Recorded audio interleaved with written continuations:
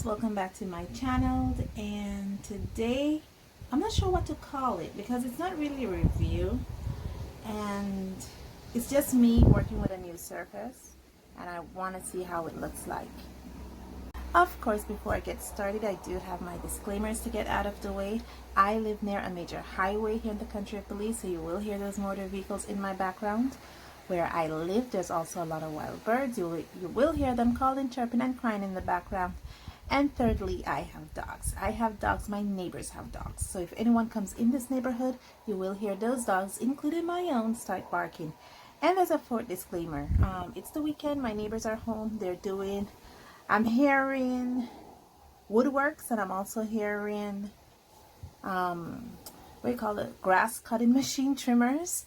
So just keep that in mind if you hear those in the background, okay? And there's also beetles, so I don't know what's going on today. It's just a noisy day. I wanted to do a video, and I wanted to do a video about this surface here. This one, not this one is this one, but it's actually this one here. This is the Sargent Art Watercolor Paper Pad. It's 250 GSM acid-free 25 sheets watercolor and ink paper. And it has here fine arts material. It's from Sargent Art. I got it at my local art and stationery supply store. I will put the store name in the description below. It's from Stationery House. And one of the things I enjoyed about this paper when I opened it, because it actually came shrink wrapped, when I opened it, was the texture. It has this amazing texture. And I was like, okay, this looks fun. The texture is like cold press, but it's more towards the rougher side of cold press. And it just looks so beautiful. So I was like, okay, let's check this out. One of the things I do when I get surfaces is I like to put them into sketchbooks. And so from this paper, I made this little sketchbook here. Yes, I have the name. Oh, it's so glary. I have the name here that it comes from. And it's just a little sketchbook thingy where I could just work with the surface. I think it's about 16 pages. So at the end, I could tell you what's up with the surface, literally, because I would have worked with it. And I just put it in this little form here because I'll put this through the wringer.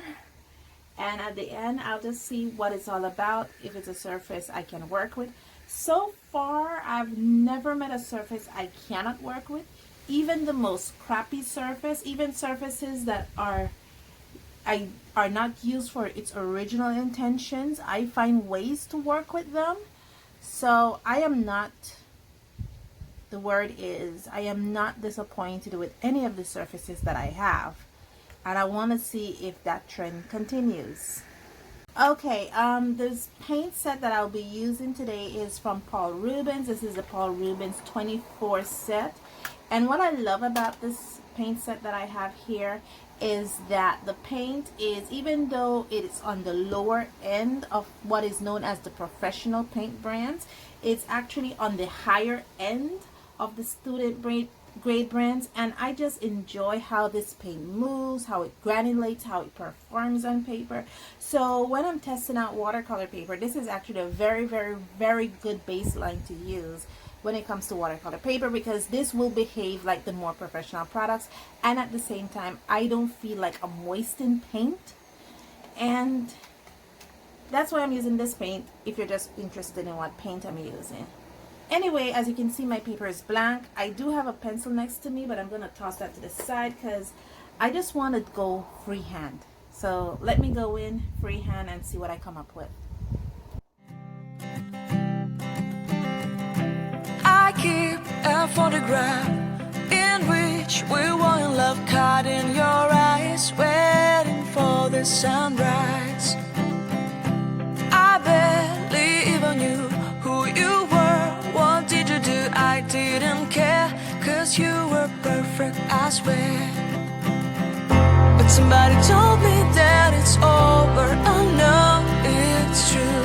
You made me happy for a while.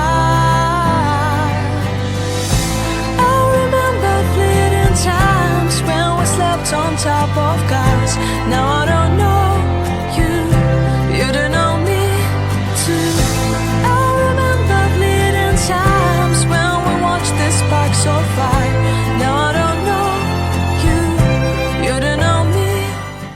Okay, I think I'm gonna call it quits there for a moment. From what I can say, the surface does hold paper very, just hold paper. The surface does hold water very well. Especially here, I think I put a little too much water because I do have a bloom effect, but it's okay with this kind of landscape. A bloom effect is kind of okay because it kind of shows like there's clouds. Um, the other thing that I notice is when I do a lot of application. Now, I purposefully did not strap this surface down on anything. I did not try to block it in. I try to work with it as loosely as it is, just like it is here, to see how much it buckled. And I purposefully went in with a lot of water, and there is not much buckling. Actually, it lays pretty flat. It's still kind of wet, so I would expect it to have a little bit of buckling, but not too much, and it's actually holding up to that. And the other thing that I noticed when I did a lot of scrubbing, the paper didn't wither. You know, sometimes when you're like scrubbing away, you see the paper start to eat up. It didn't happen with this surface here, especially when I went back in and I just started to scrub and scrub and scrub. It didn't, it did not buckle at all. I'm just lifting a little bit of stuff here. So yeah, this is really good paper, and it's really good practice paper. I'm just seeing if I can do some lifting. It's not lifting. Oh well. C'est la vie, mes amis. And apart from that, it's really good paper. There's no complaints I have against it. It can hold up to my lot of washes. It could hold up to my mistakes. It doesn't buckle. It is able to lay flat. It doesn't go all over the place, especially on a day like today when the wind is just blowing through the window. And yeah, the other thing you saw me do is I put a little bit of water on my desk. That's because I wanted some clean water, but I didn't want to use my clean water here, so I just put, and this part of the desk is actually non-permeable, so I could have done that and just clean it up when I'm done. And yeah, let me finish off this video because I didn't want it to be long. The Sargent Art Watercolor Paper is really good practice paper for anybody who wants to use it. You can get it right at the stationery house. I'm not sure if they still have it in stock, but it's right there, so you can get it there. And guys, thank you so much for joining me on this journey. And as always, stay safe, stay blessed, and I'll see you in the next one. Bye.